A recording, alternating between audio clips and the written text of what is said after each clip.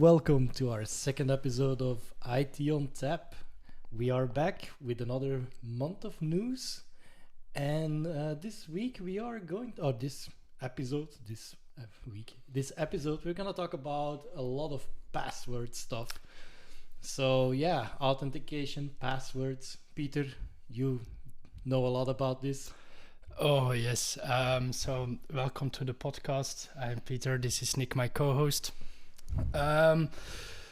In preparations of this podcast, we went over the news, the hot stuff that happened in IT in the month of September 2024.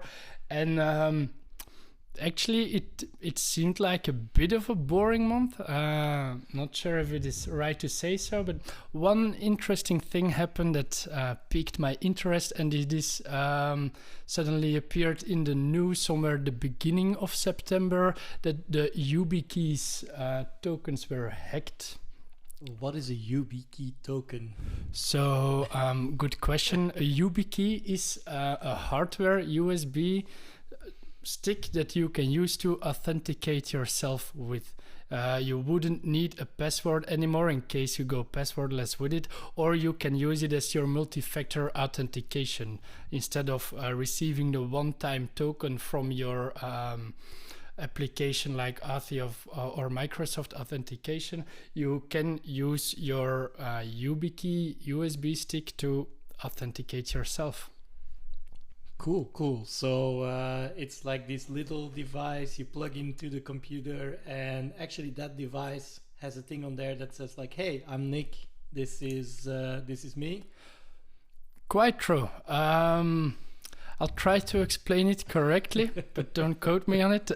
It is using some technology called video keys, and it is actually you cryptographically sign a blob of characters on the key, and then you assign this to the website you want to authenticate with. You exchange your private and your public keys. You keep your private keys for yourself, and with that exchange, your token is now registered as an authorized device to verify your identity to the website. So in this hack, attackers were actually able to clone the YubiKey they stole from someone by also leveraging the victim's presence to authenticate themselves to their website using the token. But by doing the procedure of using the token, they could actually steal the cryptographic keys to impersonate the token. And when that happened, they just had a clone of your key, and they could use it to authenticate as you. So they stole the private key of the FIDO key.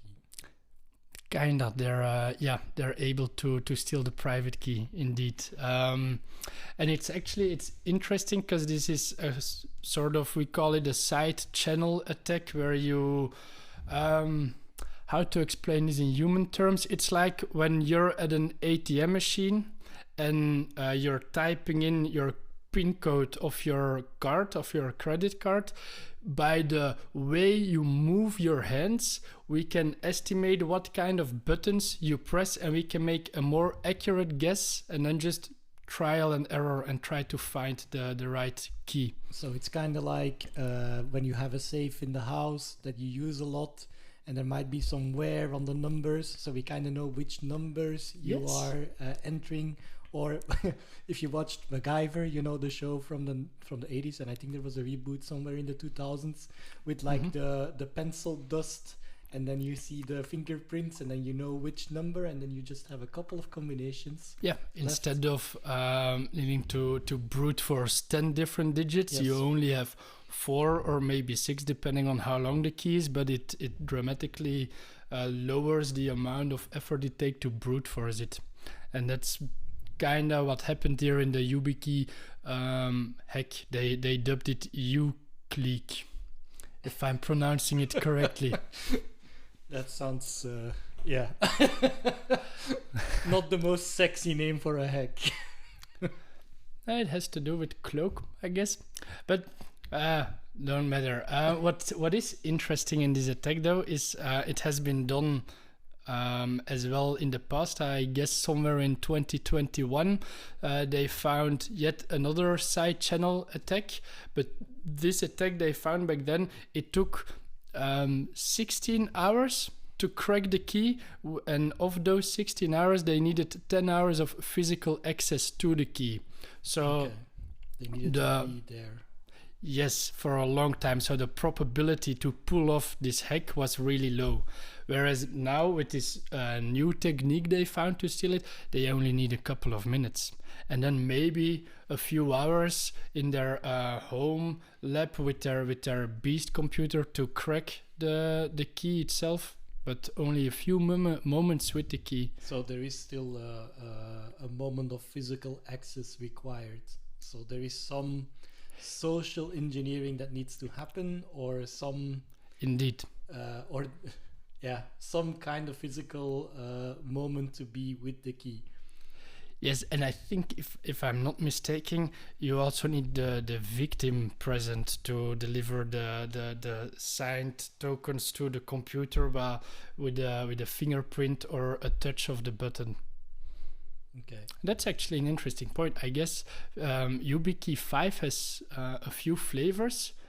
One of them is where it has just a touchpad sensor on the key, which you need to press to load your secret token in the computer to authenticate yourself. Mm-hmm. But there is another version where the touchpad is actually a fingerprint sensor, and you need to authenticate with a fingerprint on the device. Exactly. I was gonna throw that at you, but I'm glad you brought it up yourself, because you do have the ones with the fingerprint scanner built in.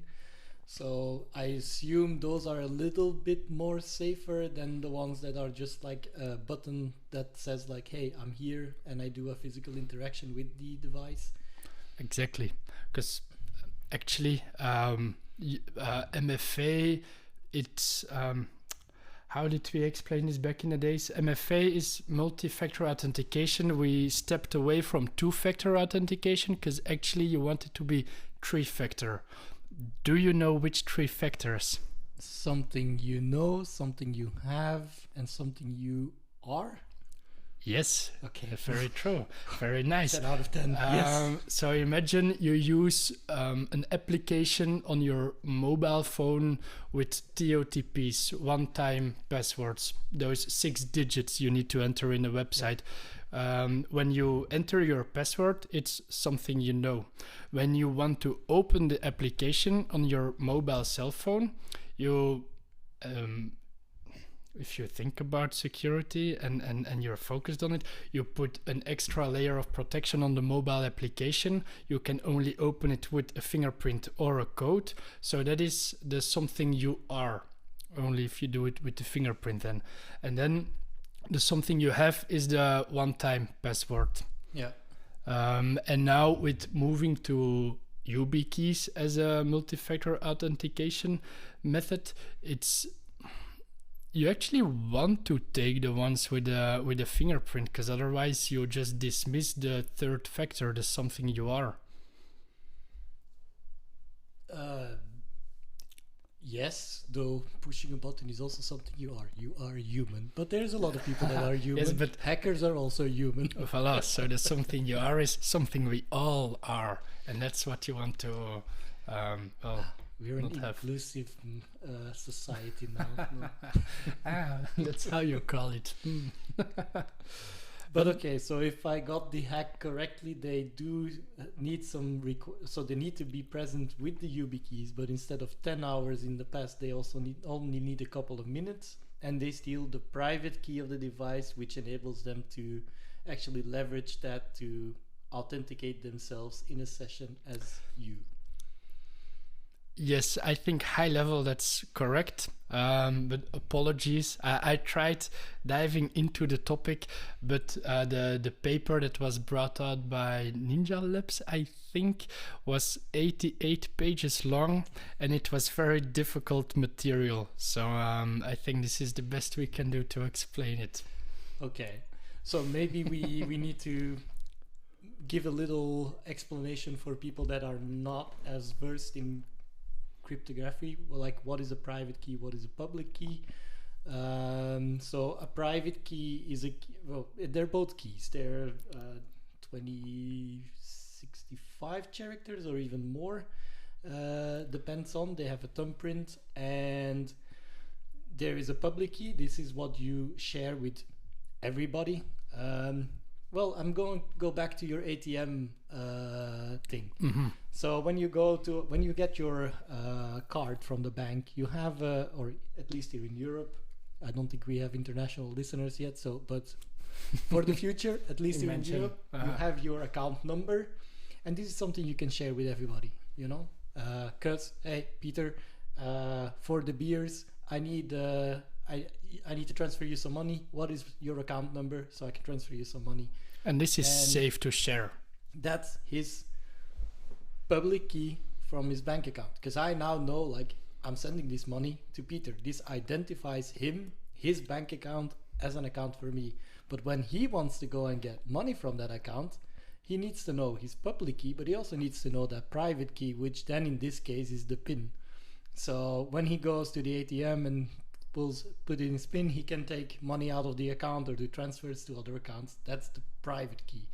So it's that information that is being stolen, which makes them get the money, literally. Because true. And if you want to dive deeper into this, there was actually some very cool research from last year. Apparently, also a side channel attack, as I've mentioned it will become more prevalent in the future. Attackers were able to, security researchers were able to steal cryptographic keys only from filming the LED lights from IT materials. Like, what was it? They did it with, I think, from a camera, and the camera was filming, and the little light that shows you that you're filming, they filmed that just with a mobile cell phone, and by interpreting the light, they were able to steal the cryptographic keys. Why is this possible, you ask? Well, this light is attached to the same motherboard that controls the device, and the power, there is only one power in, it goes through the whole motherboard, and then there is one line to your LED light. But when your CPU is doing computational processes, it computes your cryptographic keys. It takes more power than when it does not compute these keys. So the LED light was actually affected by your CPU doing its thinking, and by interpreting the change in the light, they were able to steal cryptographic keys. Wow, that for me that seems like very much a big pull, because a CPU is most of the time working, but yes, okay. Yeah, but it was super cool. I mean, I was amazed by reading the report. I think by far the coolest research that was done in 2023.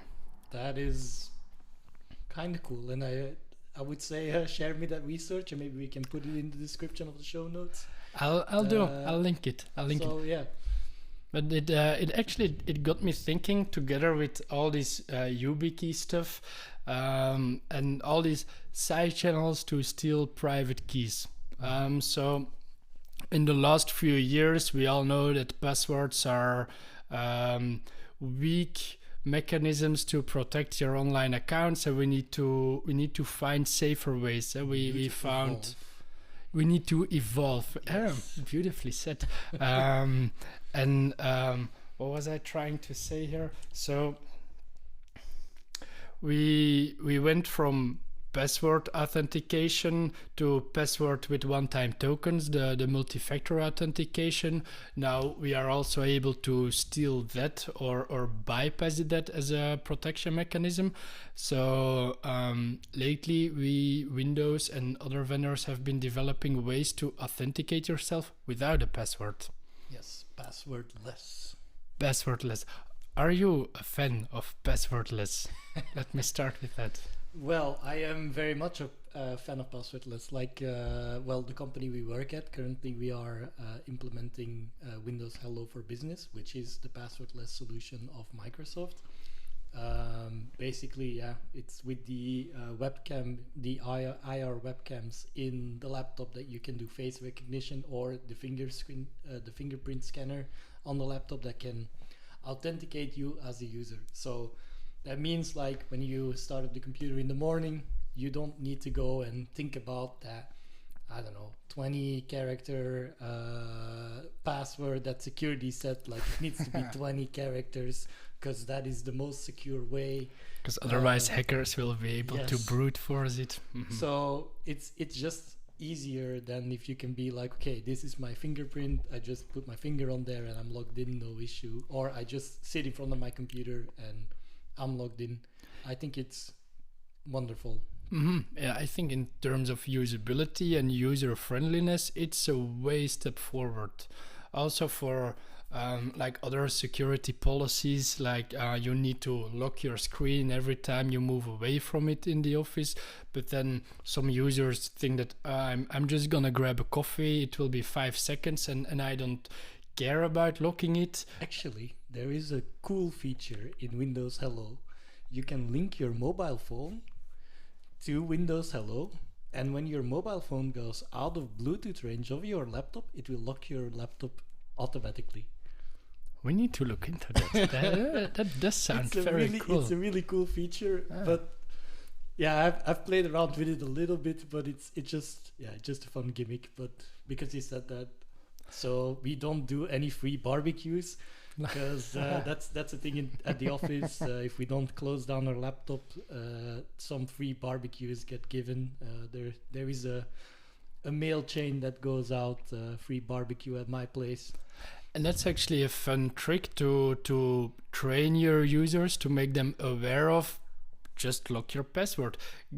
Create the habit for yourself. That's what we want the end user to get out of this. You don't want to give free barbecues for everyone. So just lock your screen when you go away, and when you come back, you unlock your laptop again. And then the comment that I received a lot about end users was that first you want us to implement strong, long, difficult passwords, and now you want me to enter this password 20 times a day. That's not fun. And I get the argument, but with Windows Hello for Business and the fingerprint login or the facial recognition scan, it gets a lot more simplified, and we gain a bit user friendliness back. That's cool. I think that's true. If you look at the evolution of passwords, where in the beginning we had like 12 characters, I guess was the standard. Mm-hmm. 12 characters changes every 3 to 6 months. I think that were the guidelines for Microsoft when it comes to AD security. And then they bumped it up to like 20 characters, which is basically a whole sentence. And then you didn't need password expiry anymore, because 20 characters, it's gonna take a long time to crack, and it should be quote unquote safe. Then they came up with the passwordless, or MFA first, and then passwordless now. So yeah, I think it's a normal and evolution. I think for usability it's a really good evolution. As you said, like these users, they don't want to give in these 20 characters every day, or when they go on a break, like go to the toilet during work, they need to come back and give in that 20 characters. Not everybody uses his computer that much. I'm thinking about, for example, in our company, we have people in the field that don't always need a computer. Mm-hmm. If you haven't used your computer in like a week or a month, let's say, you might not really know anymore that 20 character password that you had. So then it's easier. Of course, there is still this fallback mechanism of, if I don't know, God forbid, let me hold the table here, get into a horrible car accident and my face is mangled, and IR camera is like, no, this is not you. I can still fall back to my password and I'm still good. I think we will still need that in the foreseeable future, these fallback methods. And in some way, it's also holding us back from leveling the game here for attackers. You will always be able to fall back to your password that you created years ago in case that all the sophisticated authentication methods fail. And this is something that attackers will always try to exploit. We see that happening already when you try to log into Office 365. You can put in rules in Entra ID that your users should use passwordless if possible, that they should use passkeys or whatever it is available to them, but you will never be able to disable password authentication. No. That's still the basis of authentication currently. But yes, indeed, that these conditional access rules we can invoke are definitely an extra. Like we can say, like, okay, you are a user, like MFA. Like I think it's quite default in every in every organization now.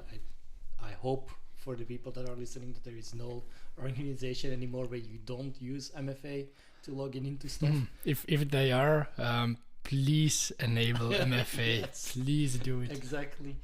And then now, the next level is indeed passwordless. So are you gonna use a FIDO key? Are you gonna use these IR or fingerprint scanners to do your authentication? And there also you can put on some conditional access rules. Like for example, if I have a C level, maybe I don't want him to log in with just MFA. I want him to do a couple things, or maybe I do want him to log in with MFA and make his life as easy as possible, because otherwise they'd be mad and be calling service desk. Or you enforce them to use the company device together with MFA. But this is dangerous territory. I was actually interested in, you started with back in the days 12 characters. You needed to change your password every 30, 60, 90 days or whatever the policy said. And now we're changing to a situation where you just create one strong password for your company account, for your company identity, and that's it. And you don't need to change it regularly anymore. And I'm actually very positive about this. Why, you might ask, when you need to change your passwords every 30 days.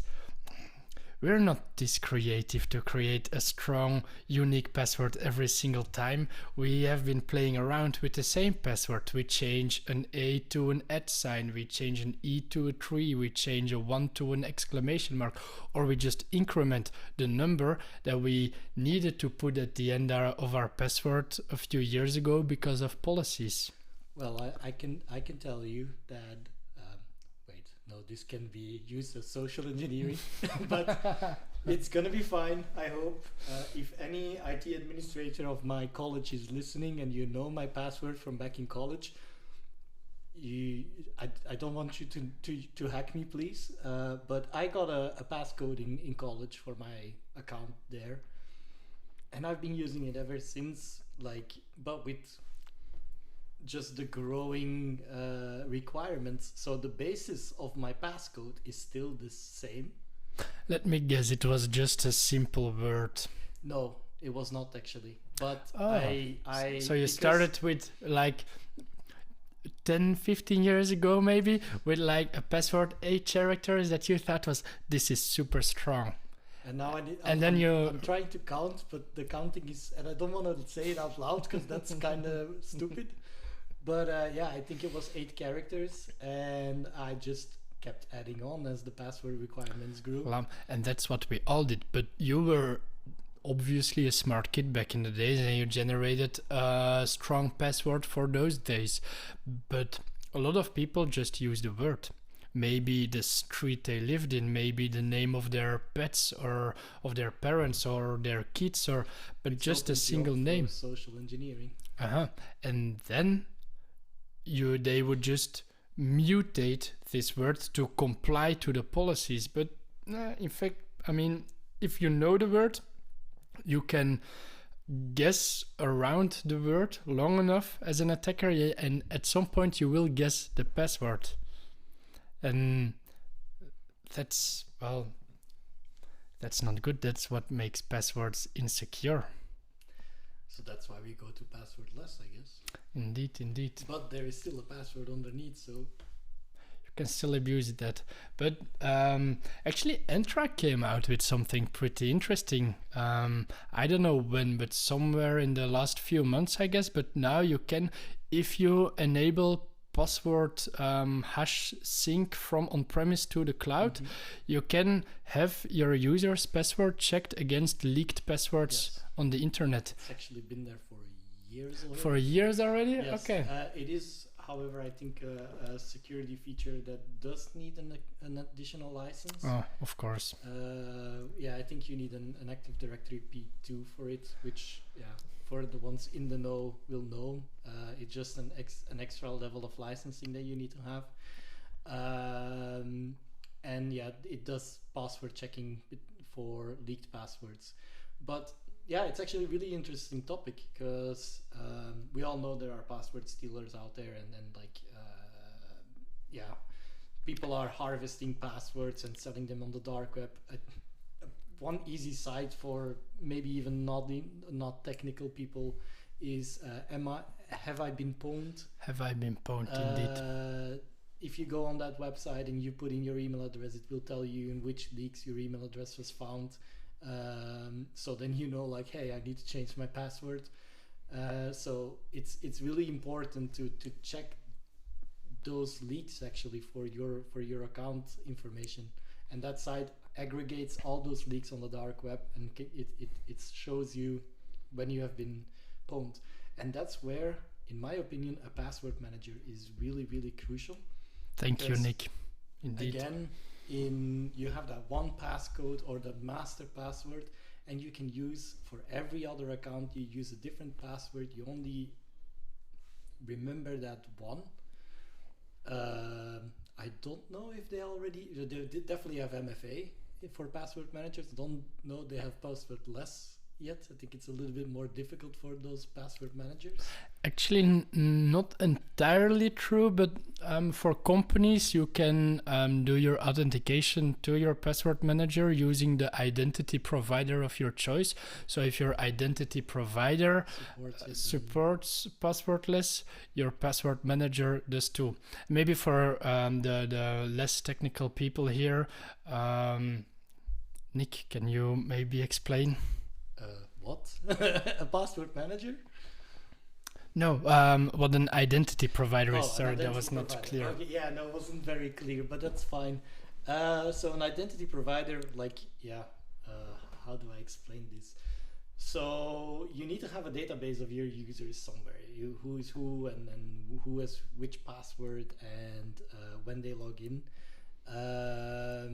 So an identity provider is actually the one that brokers that information. Like if I say, like, hey, I'm Nick and I'm logging into this this device, it goes and checks, like, okay, this is Nick, and he has these authentication methods, which could be my password, because that's where we were, right? It could be an MFA method, like I don't know, an authenticator on my phone, like an app that gives a push message, and I just say, like, hey, this is me.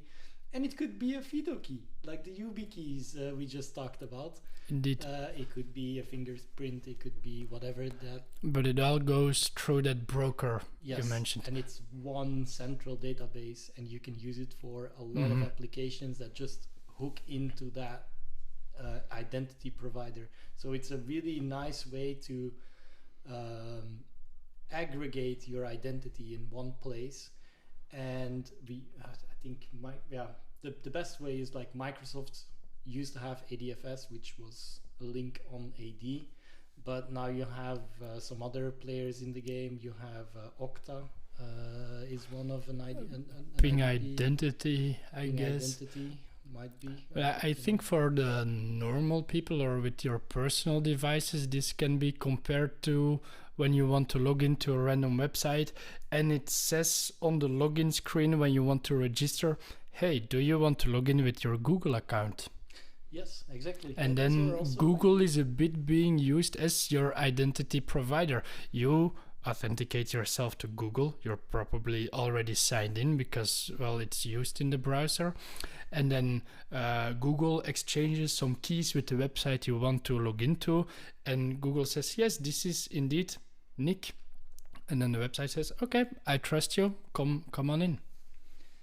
Yeah. And then is Google your broker, or you can do it with Facebook or with GitHub or with Apple ID, yeah, Gmail. That's Google. Yeah. That is Google. Yeah. So I think we were heading towards. So we discussed password policies, all that stuff. Googles, we had password managers. Password managers, indeed. So yes, one password to rule them all.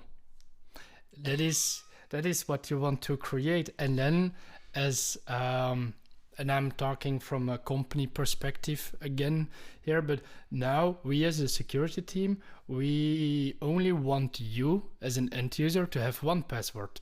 This password gives you access to your password vault, and this vault has all the passwords for all your other websites, but you don't know the passwords themselves, or you should not know them yourself, and thus the password managers manage them all. When a website gets hacked, breached, the attackers are able to steal the database containing all the passwords, and your password is one of them, and it is being sold on the dark web. It doesn't bother you this much. You want to be aware of it, you want to be notified, and then you just need to change one password. Correct. If you reuse your passwords, you might want to change 50 passwords or something. Yeah, but that's how it goes, right? I can get, like, as a hacker, gets your password for something, a website that is maybe not as significant or whatever, like the website you used to make a photo album of your last trip to, I don't know, Greece, whatever, where you went on summer holidays, because we all came back from summer holidays and we want the memento, so we're gonna go to like a website to make these bundles, and you need to give in a password and make an account, and you say like, okay, I'll just use my regular password. And then that website gets hacked, the passwords get dumped, they have your email, they have your password, but you also use that password for your email. Then from an attacker perspective, from the domain name of your email, which will probably be like a Gmail, let's say, my next step would be I go to Gmail, I give in your email address, and I put in your password, and I might just get access to your emails, and then then I'm in your email box where I can find a lot more sensitive data. Then I can go and see, like, I don't know, when communication about legal stuff, communication about your health documentation, whatever that goes through your email. With access to somebody's email account, you can reset all this person's other accounts just by clicking I forgot my password, and then a password reset link gets sent to the email, and you can just change it to whatever you like. Yeah, that's why you always want to put MFA on your email and also all your other stuff. There we go. Yeah, it's passwords, right? Will we ever solve the problem we are talking here about today? That's a question I often ask myself, and honestly, I don't see it happening in the foreseeable future. RFID chips in the implants. Well, but now you're talking again about something FIDO stuff, like the YubiKeys. It's just a key that you have implemented into your hand. And actually, Yeah, it's a weird story maybe, but I know in Brazil to do your bank stuff, you can use your fingerprint to do transfers for your bank account. Okay. Okay. And, Cool. what criminals would go and do is they would, yeah, Steal your fingerprint, steal your fingerprint. Maybe not on the nicest way possible. but they I can. will let you guys fill that in for yourself because I don't want to, talk bad about the country. It's a really nice country. Definitely go and visit it. I think in that light, there is also a story going around here in Belgium of a company that wanted to do something alike. It was a grocery store, the Carrefour, and they wanted to implement the paying with your fingerprint when you get to The checkout, yeah. the checkout and you needed to pay. They wanted you to, if you create an account on the website and you enter your banking details, you could enter your fingerprint on the website as well, and then at their checkout counter you could pay with your fingerprint and it would go off your bank automatically. And it also got me thinking, is this really the future we want to go to? Isn't this maybe... It sounds secure for now, but there are ways to copy fingerprints. We have been doing it for a long time. We've seen it in movies a lot. I admit it's not an easy attack to pull off. Not everybody can do it, but there are some guys who can do it. There are also countries who can do it. If you think this far, like all the cheap smartphones that are out there, they don't really have the ability to calculate and to check your fingerprint digitally against the thing that they know in their database. Is this the right fingerprint? And sometimes they send it over to their home country. What is the number one most popular mobile smartphone that we have here in Belgium besides Apple? Android. Or Androids. Instead of iPhones. I'm not talking about operating systems here, but vendors. Probably Samsung. Okay, probably true. All the Samsungs that are not from the expensive Galaxy series don't have this ability to calculate it on the cell phone itself. I think just below iPhone and Samsung, you have Huawei. Huawei is super popular product here in Belgium. Mm-hmm. They also don't have this capability, which means that we have been sending our digital fingerprints to China for quite a few years now. What if they start abusing these inputs in their database, this information?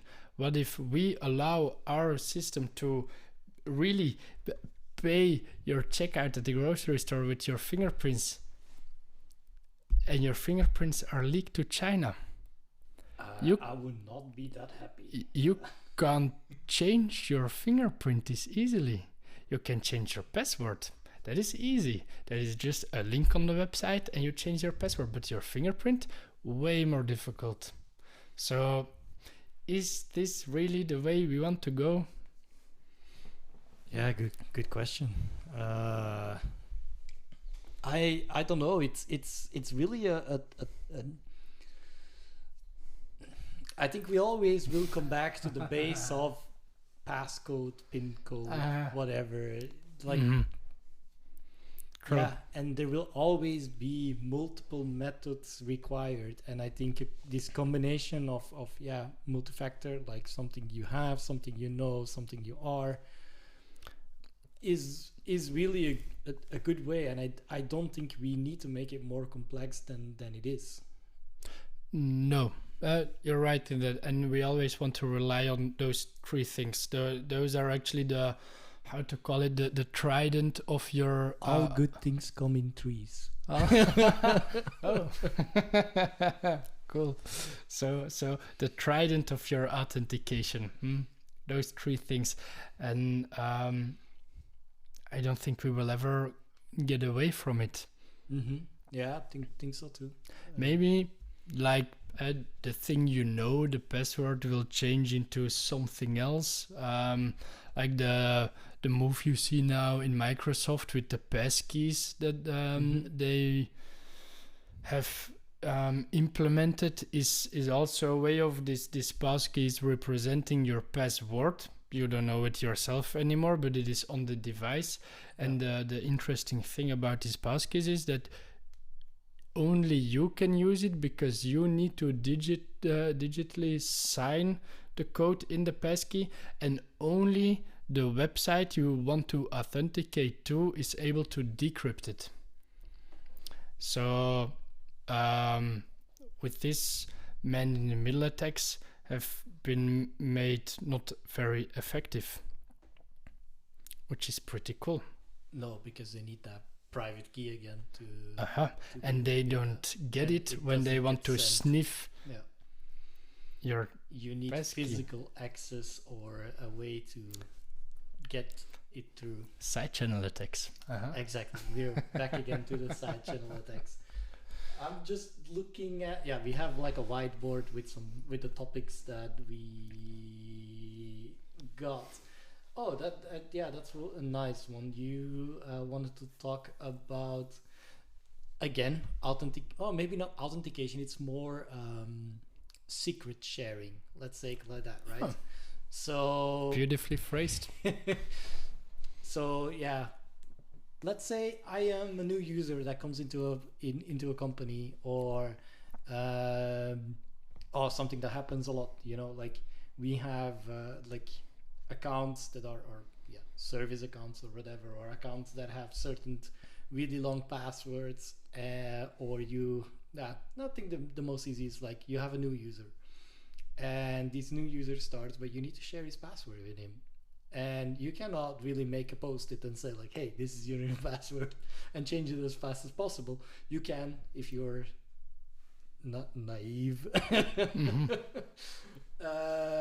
But there is a chance that guy doesn't change his password, and the post-it just stays somewhere underneath his desk, somewhere on his laptop, and then it's also easy. If you have physical access, you can log into his account and it's gone. So a better way that we use this is a one-time secret. And a one-time secret is you can kind of see it like the paper that you would write, the post-it, but instead of the post-it being there and being able to put it everywhere you want and staying in existence, once the user reads the post-it, it gets burned. We put a match to it, and he needs to know his password or change his password and do something that he knows. But there is a service called One Time Secret, but that one was not available anymore, Peter. No, true. So onetimesecret.com was being DDoSed. DDoS means a distributed denial of service attack. It is when multiple hundreds, thousands computers at the same time want to access the website onetimesecret.com in this case, and by that just put it down out of service. It cannot handle this amount of requests. Imagine a normal door in a house or a building that you need to go through. You as one person can go through it, but try 1,000 persons at the same moment going through it. It does not work. So you put the door out of service. This is what happened with onetimesecret.com. And it is a widely used service to share secrets with people over the internet in a secure and safe way. It is a secure link that you share with a person on the other side. They access the link, they read the password, and then nobody else in the whole world can access this page anymore.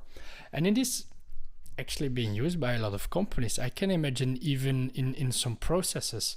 And with the website not being available anymore, a lot of these things just fail, and then maybe you fall back to an insecure way of sharing your password. You were supposed to share your password with a new colleague, and indeed here is a post-it, or even worse, I'll send it over in Teams plain text. Or email. or email, but now it is there forever and always in this chat or email thread. But in email, you still have secure email, so that is encrypted, so it's still okay. We have encryption on emails, but if a mailbox get breached, it gets read. So yeah, this was actually interesting, and it also got me thinking that, do you really want to use these publicly available resources for sharing secrets? It's convenient, it's easy, it works. But I do know some companies do implement their own brands of this. Like, for example, one of our partners that we use, they do have their own secret sharing platform that they implemented. It's a similar thing of Pastebin, but self-hosted. I think it's something that they self-hosted.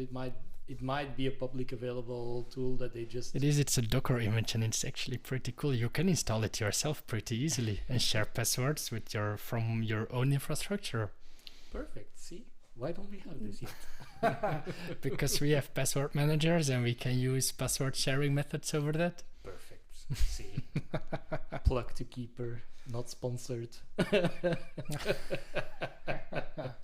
Oh. Yeah, so the one-time secret thing is really interesting, because it is one of the requirements that were given by security to our service desk team. Like, hey, you don't share any passwords anymore. It needs to be in a secret. The service desk is actually a very good example in password sharing too. How many times does an end user call the service desk, says, I have a problem with my account, and then the service desk wants to troubleshoot this problem and is like, yes, ma'am, can you please share your password with me so I can check on your account what the issue exactly is and solve it for you? And how many people actually share their passwords? By all means, I'm not against it. You can share your password, but please, if you really have to do it over a secure manner. Don't email it to them. Don't share it over a Teams message. Just onetimesecret.com or ask the company. Or ask the company for a company solution there. I think as a company, you want to know where your passwords are being shared with other people, and you want to have control over it as well. Exactly. I think that the awareness is quite important. I'm looking at the time. We're already like 47 minutes in. Maybe we want to stop talking about passwords and start talking about beers. Well, we could. Yeah, we had some feedback about the last episode. In the meantime, I'll grab the beers. Yeah, we had some feedback. Well, actually, I had some feedback from a person very dear to me, exactly my father, that was like, you guys do a podcast about IT. He's not very IT, or he's not very IT minded. He knows a little bit. But the beer, it kind of... he was offended, let's say, that it was one, a canned beer, and second, a German beer, as us both being Belgians. So we took some action to rectify this. And, Peter went to the fridge as last time as well. And we have Ter Dolen Armand. It's a Belgian beer. Yes. And monastery beer, as a lot of... It's a more heavy beer. It's brewed in the brewery De Doel in Houthalen Helchter, which is somewhere close to Leuven. If I look at the correct, look at the postcode, 7% alcohol, and I'm looking forward to it. Peter, do we have some tasting notes or some information? Do we have some tasting notes? Well, let me just pull open my app Untapped, which will tell me all the secrets about this beer. We should get a sponsorship from them, though. We actually should. Well, maybe in the near future. I can already tell for a heavy beer, it's a quite easy pour. It is an easy pour, yeah. I don't think you need to be too good in like, for example, some other heavy beers like a Duvel or Gouden Karol's Triple, which shout out to Brouwerij Anker, because in Mechelen, that's our home base, I guess. you need to be a little bit more careful, and you need to really get a smooth flow of the beer when you pour it, as these heavier alcohol beers. This was indeed an easy pour, and it looks a very cloudy beer if you look at it. It says that the beer isn't filtered, but in all honesty, I need to look up what this exactly means. Well, I did look that up.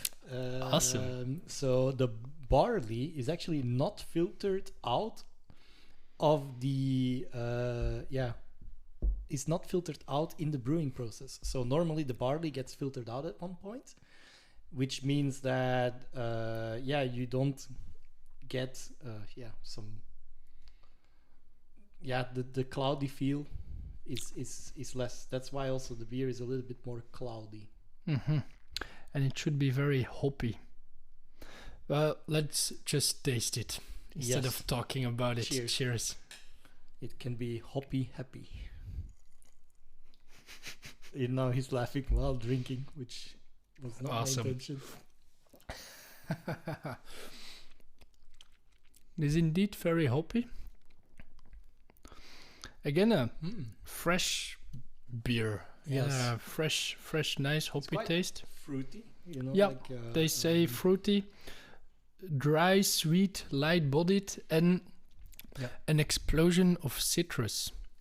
Ooh, then I need a second taste because I didn't really get the citrus as much.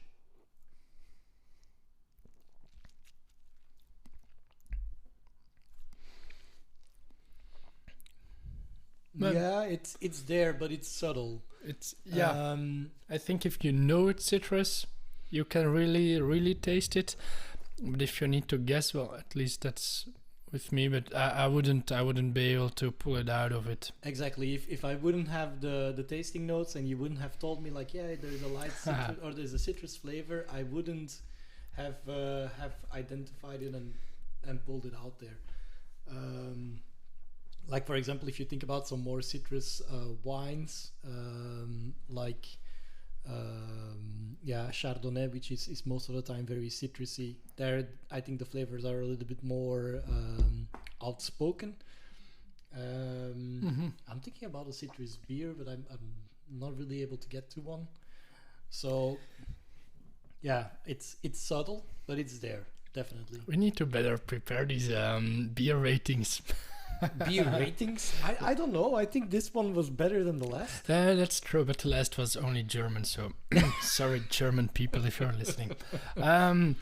Now to the actual rating. You know already it's on 5, it's not on 10. 5, right? So what would you go for? Well, to be honest, compared to the last one, this feels really, really nice. It's, as I said, it's a really easy pour. I think it's a nice beer for like someone that wants to get into the heavier beers. It's the nice gateway to the very heavy beers, or like the more heavy beers. If I need to compare it to, for example, a Duvel, I think a Duvel is more bitter. This one is really sweet, like easy drinkable, which might also be a danger because it is still 7% alcohol. So it's quite light, easy pour, so you don't have these awkward moments where you pour and your beer is more foam than beer. It is actually a very embarrassing moment in the bar when you do it. So even later at night, you can still pour this beer properly, even if you have a couple. But I think it drinks quite easy. So I would give it. I think I gave the last one a 3, which is now that which was pretty high. Yeah, it's pretty high. But I would go actually for a 4. I really like the taste. It's quite light. I think to give, last time we did the podcast, it was actually a hot day, so then a cold beer is really, really nice. Now it's a little bit more cloudy, a little bit more rainy as we are going into the fall here. So I think this one would actually be really, really nice on a hotter day outside, Well, every beer is nice on a hot day, but as long as it's fresh, it would be that would be the ideal thing. And it's really props to Peter's fridge. It's really cold, so that's also really nice. So yeah, I will give it a 4. Okay, 4 is quite high for my standards, but I'll elaborate on it a little bit. If you can only point to 5, you don't have a lot of scores to play with. I never ever give a 5 to a beer because I'm from the principle that you can always do better. So 4.75 is my highest rating on the EPMO at this moment. But I liked what you said, that this beer it's a bit more heavy than a normal beer, but it's easy drinkable. Yeah. It's in my opinion, it's a perfect gateway beer to something more strong like Duvel or Chouffe or Chimay Bleu, maybe even, if you're into brown beers. Mm-hmm. I think with that in mind, I would give this a 3.25 on 5. If I need to make a comparison to the beers I've had, like if I go local here, you have Gouden Carol is triple. I think that one is a little bit heavier, a little bit... I think that's 8. Could be. I am not sure. I know I had a couple last week. But that one is a little bit more fruitier than this. Has a little bit more a heavy body, so it's not as light. But I think this is like the little brother of, and then you can step up to something like that. Okay, cool. Well, with this, I am now on 445 beers this year. And I think on that note, maybe we can end the podcast. So, well, thank you. So I think passwords are here to stay. Nice. Yes. For the time being, unless we find something better. And we can also conclude that Peter has a lot of beers in 1 year. Oh, no. Don't get me wrong, that's not 1 year. I started this up in 2016, so if you do the math, I'm actually a pussy in drinking beers. Good correction. Indeed, yeah, I like the synopsis of the episode, indeed. Yes. So, passwords are here to stay. Create strong ones, unique ones, use a manager, implement multi-factor authentication, and enjoy your beers. Exactly, and I think on that note, we can indeed close down the podcast, and we will see you next month. Thank you.